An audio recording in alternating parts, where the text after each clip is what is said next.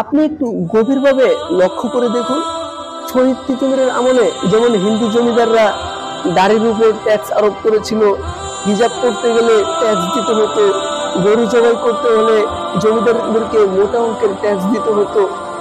এমনকি হিন্দুদের দুর্গাপূজা ও কালী পূজার জন্য মুসলিমদের থেকে হিন্দু জমিদাররা মোটা অঙ্কের ট্যাক্স ধার্য করত। আজ এই 2025 সালে এসেও সেই 200 বছর আগের শাস্তি ভোগ করতে হচ্ছে আমাদের। দাড়ি রাখার জন্য দেশের বিভিন্ন অঞ্চলে আজকে যুবকদেরকে হেনস্থা করা হচ্ছে, যুবকদেরকে দাড়ি রাখার জন্য শাস্তি পেতে হচ্ছে। হিজাব করার অপরাধে আজকে শিক্ষাঙ্গন থেকে ছাত্রীদেরকে বের করে দেওয়া হচ্ছে।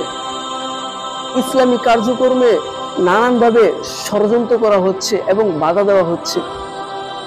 তাহলে কোথায় স্বাধীনতা? আমরা কিসের স্বাধীনতা পেলাম?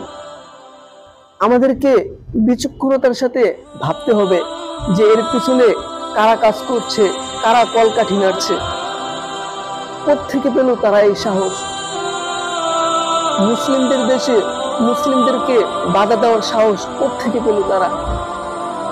এগুলো আমাদেরকে ভাবতে হবে এবং আমাদেরকে শহীদ তিতুমিরের সেই চিন্তা চেতনা লালন করে সাধারণ মানুষদেরকে সাথে নিয়ে চলতে হবে এবং বাতিলের বিরুদ্ধে তীব্র থেকে তীব্র প্রতিবাদ করতে হবে আমাদেরকেই।